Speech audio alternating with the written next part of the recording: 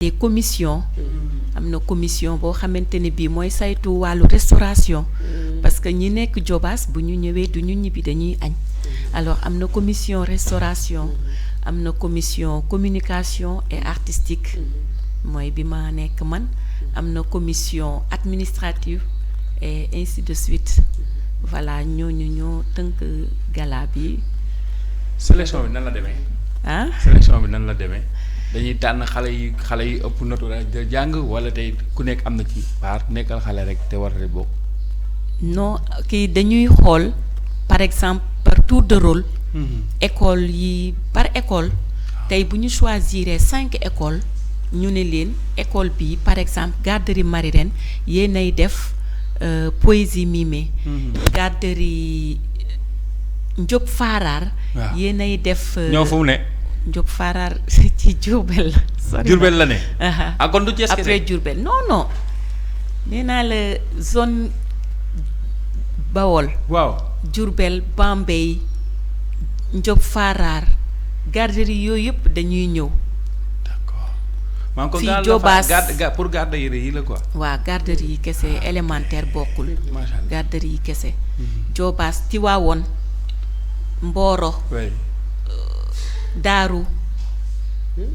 waaw on regroupe voilà diocèse Thiès bi yëpp la. diocèse Thiès bi yëpp la. Kër Moussa fële Sange. voilà yaatu na diocèse demi-journée. c'est de 8h mise en place. 9h les activités démarrent donc jusqu'à 13h les activités terminent mais la journée continue.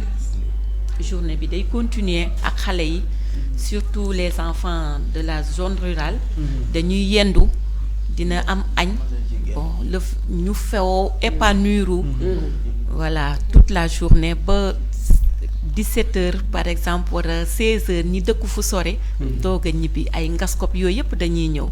ngaskop moo ne fan. yaa ngi may xamal bu dëkk. ngaskop da ngay dem ba Bambey.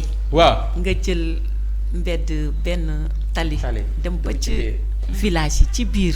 mais au-delà de gala de l'enfant aussi am na aspect touristique. rëy na waaw aspect boobu moo taxoon ñu organiser ko dénicher les enfants de la zone rurale. ñu ñëw Thiès ville découvrir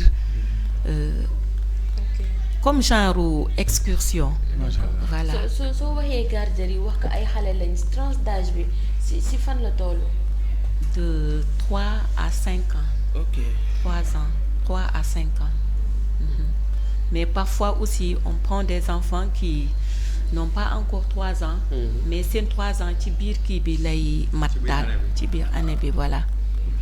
mais duñ ci jël lu bari naka ngeen di def ba xale bu am de 3 ans à 5 ans naka ngeen di def ba organiser leen parce que ku wax xale wax bruit ku wax xale wax perturbation naka ngeen di def ba organiser leen ba jàngal leen yéen nii ngeen di def bu ngeen ñëwee li ngeen di prestation yi naka lay demee.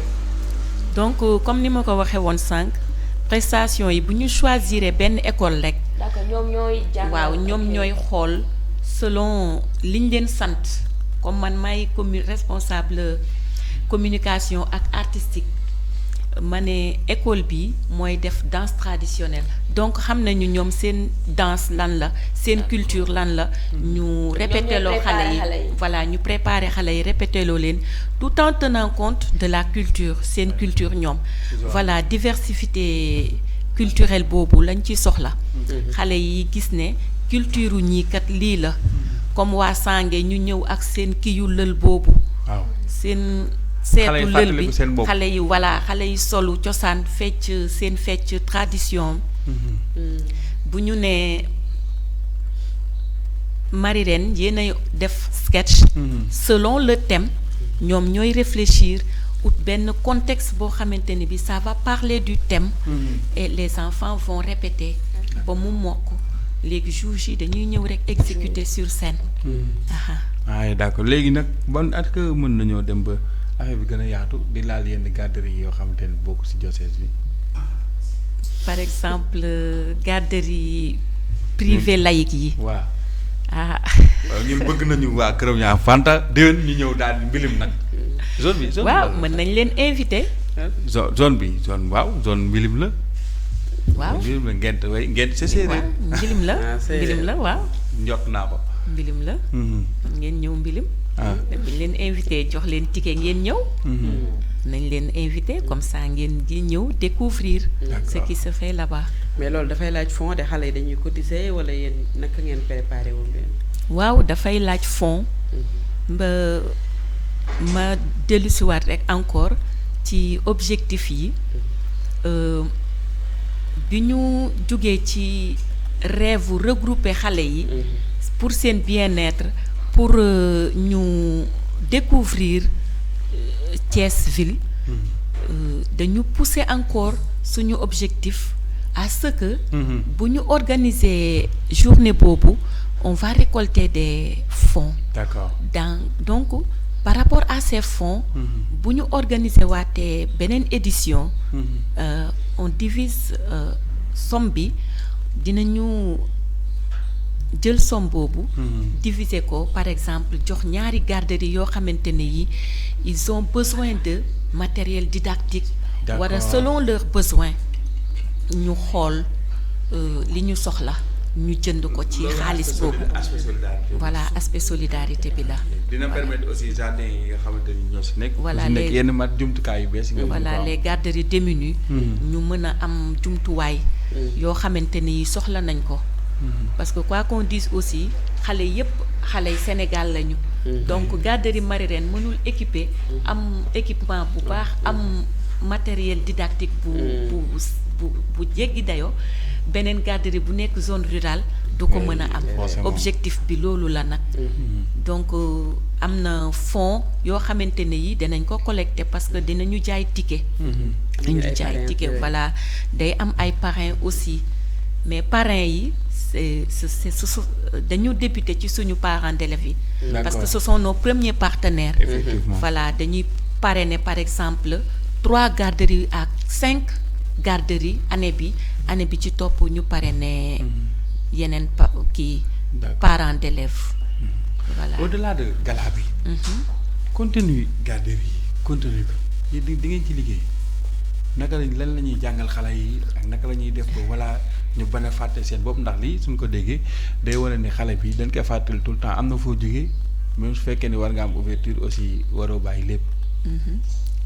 donc garderie bu njëkk dañ doon wax ne garderie.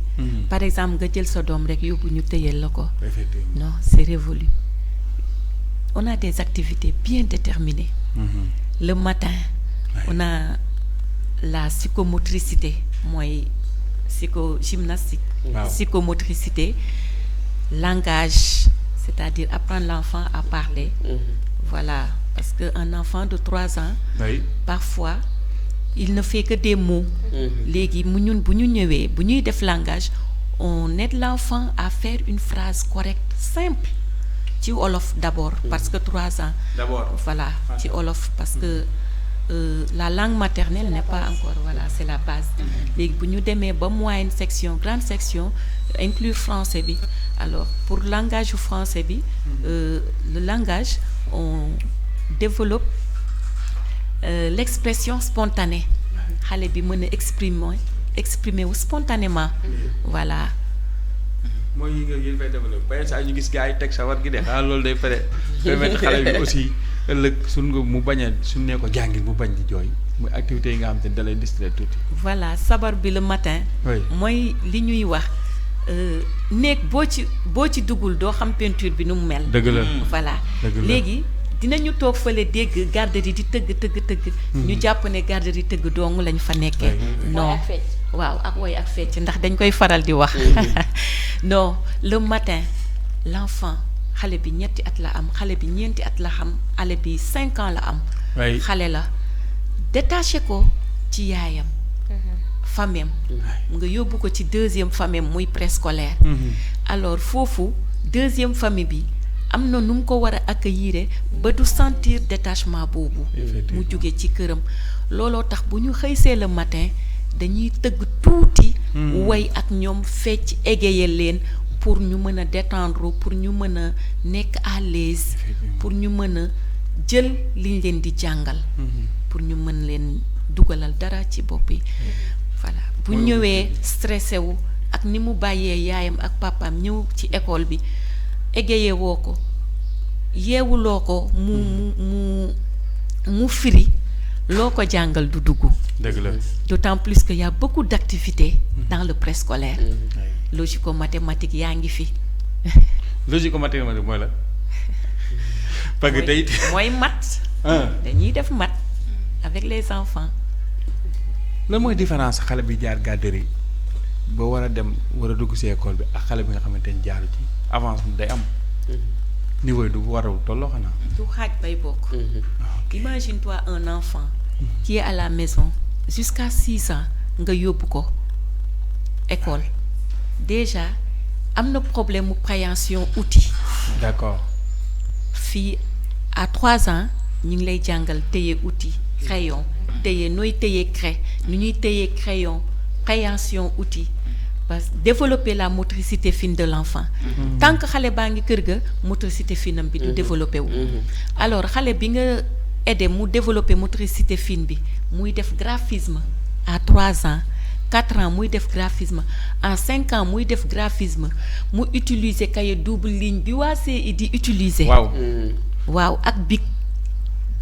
voilà du mën a bokk ak xale bu des. xàmmee couleur yi couleur bu ne mu xam nan la tudd. ak beaucoup d'autres choses. magnifique. naka ngeen di def ba adapté parce que sànq da nga wax lu am solo xale yi ku ci nekk booy ñëw ak ni ngay ñëwaale ak li ngay indaale naka ngeen di def ba ci benn pièce ngeen boole ci xale yu bari yoo xamante ni kenn ku ci nekk peut-être ak sa humeur kii compréhension ni la demee kii peut-être dafa bari caprice naka ngeen di def ba boole leen ñoom ñëpp ci benn salle ba mën a dajale leen wax leen loo xamante ni mën nañ ko dégg. loolu. dañ ko jàng il faut nga xam psychologie de l'enfant. d'accord voilà psychologie de l'enfant di nga gis xale tey mu ñëw. nga xam ne kii sawarul. alors nga jege ko fab ay yaay lañu dañuy fab. dañuy boot. su dee kër ga dañ koy gëdd dóor de. non. buñ ko defee du ñu am li ñu bëgg ci moom. dëgg la. dès que parent bi dañuy def accueil le matin au portail. day nga jël mu yegg si ak jooy. nga jël wax ak yaay ji noonu modérément kaf ak moom bul jooyloote sama doom. nga jël xale bi nax ko foo ak moom. mu reetaan détendre ko après nga yóbbu ko ci classe bi wékk saak bi voilà ci biir pièce bi aussi ku ci nekk ak say caprice. mais noonu lañ leen di dégloo. kii wax sama yaay nangam kii sama papa nangam noonu dañuy teg activité bi wax.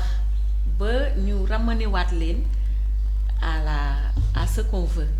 voilà pédagogie la rek. c'est la pédagogie. mais seen kii base de données. parce que tey yaa ngi wax ay Sange. men di wax peut-être Bambey et tout ça naka ngeen organiser woo peut-être ba am base de données boobu noonu ak li nga xam ne peut-être moom moo di les critères de chaque école kii élémentaire ou jardin.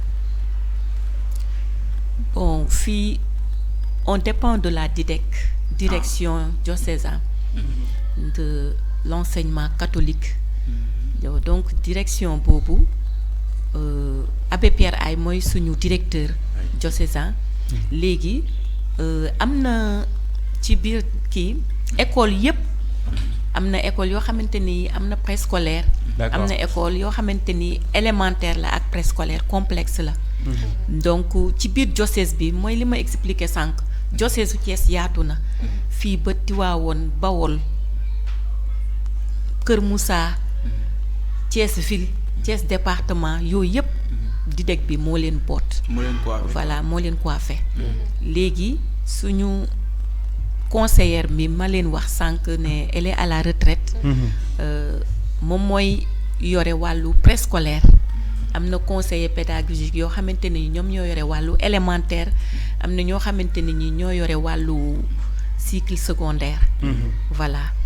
et dans tout ça quel est le moral ou bien le but à part peut-être mbir mi xam naa moom du daje rek xool ne mosuñoo ñëw Thiès am na peut-être beneen projet peut-être lu wund mbir mi lu bokkut ak peut-être daje rek ak rendez-vous fecc ak waaye ak noonu am na leneen lu ci peut-être lu ci loo xam ne mënees nañ koo xam lu gën a pertinent wala lu ëpp voilà très bien moralu kii bi quoi au finish. moral bi mooy par exemple nous avons des enfants dañu am ay xale dañ leen di jàngal bu ñu paree mën nañu évaluer xale yi par rapport ak activité yooyu tey imagine toi nga jël benn xale nga teg ko sur scène devant tout ce peuple nga bàyyi ko nga ne ko exprime-toi. C'est une sorte d'évaluation. Là si l'enfant s'exprime sans gêne li nga xamante ne nous l'objectif du langage est atteint, les objectifs généraux du langage sont atteints. Parce que imagine-toi un enfant de 5 ans nga jox ko micro nga ne ko taxawal devant tout ce peuple am na mag yu ko mënul. waaw nga teg xale boobu nga ne ko defal un mot de bienvenue mu réciter ko correctement sans gêne sans trac. Là l'expression spontanée bi ñu doon viser ñëw na, la prononciation mi ngi fi xale bi prononcé bu baax, c'est une sorte d'évaluation de nos activités en quelque sorte. Voilà chaque fois. D'accord. Et j'imagine le budget budget bi. waaw c'est coûteux. C'est coûteux. naka ngeen organiser woo ba am budget bi. Ditec bi moom laa la wax. mooy débloquer somme bi. D'accord mooy débloquer somme bi. D'accord. gala bi lan mooy programme bi.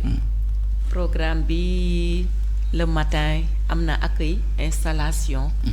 am na autorité yu ñuy invité. autorité académique autorité religieuse. Voilà autorité religieuse yi dañuy ñëw ak parents d'élèves fu école yépp mooy zone yi ma leen wax nii diocèse bi yépp parents yi dañuy ñëw. dañuy am plus de du garderie bi ak xale yi kese ñooy ñëw mais dañuy seeni parents aussi dañ leen di accompagner. seeni parents yi dañuy ñëw foofu day fees dell waaw seetaan prestation xale yi. foofu day fees dell parents yépp dañuy ñëw. fan lay amee andi ay car fii Daniel Brottier à l'école Daniel Brottier waa. ba du ngeen ci am benn jafe-jafe wala jafe-jafe yi parfois lan lay doon. non saytu nañu yooyu yépp parce que ci wàllu sécurité dañuy woo police sapeur yooyu yépp dañ leen di teg ñooy sillonné am na commission santé boo xamante ne bii day sillonné bu ñu gisee xale boo xamante ne bii war a maîtresse war a ku xaw a jagati noonu ñu jël la yóbbu la ci salle bi jox defal la ay premiers soins. macha allah madame Mbaye. di ngeen dem Lat Dior. am na solo di ngeen dem Lat Dior ba. Lat Dior mairie.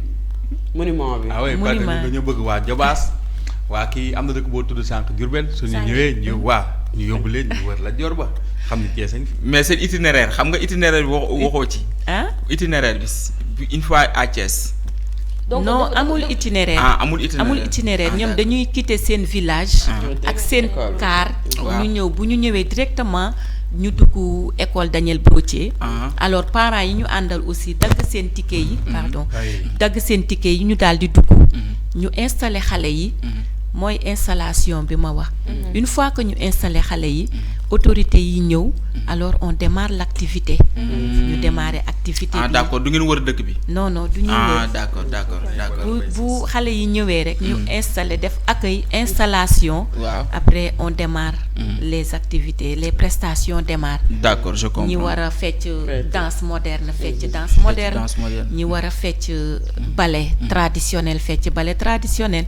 ñi war a def sketch ñi war a def poésie mimée def poésie mimée. voilà ñi war a def majorette yi. après danse moderne bi mbaa du mel ni waa Louga.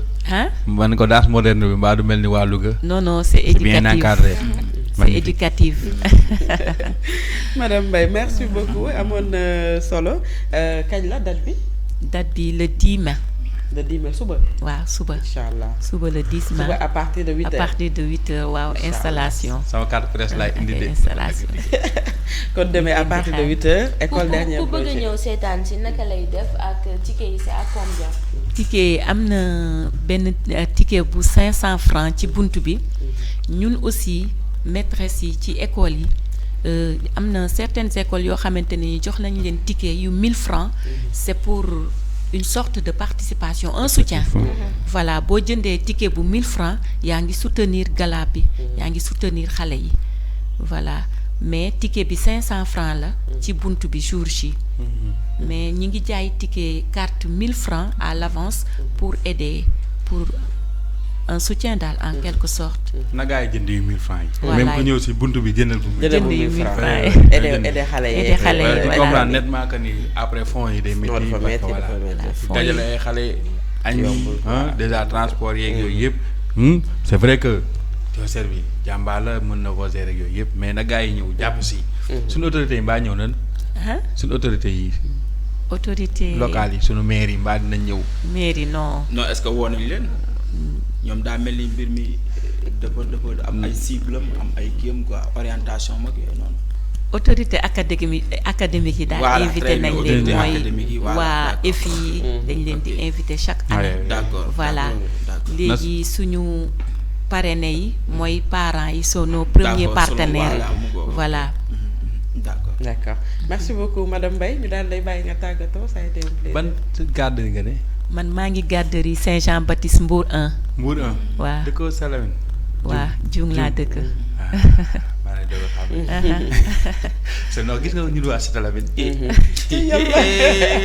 merci beaucoup bala nettement waa Salamine. damay wax li ma daaw da wax de sànq bi ñëw. waaw wala ma waaw. jël wala ma noppi. gis nga ñun waa non gis nga ñun waa Salamine. vraiment man nga ambassadeur. ñëw nga toj nga ko ba mu toj parce que sell nga jógee. waaw ah oui. merci beaucoup madame Mbaye. merci beaucoup di leen gërëm encore une fois. Vraiment merci ci dalal bi ngeen ma dalal ci seen plateau matinal prestige prestige matinal. Merci. kontaan trop sax. ñoo la gën a kontaan merci beaucoup gala des enfants suba incha allah 10 mai à partir de 8h école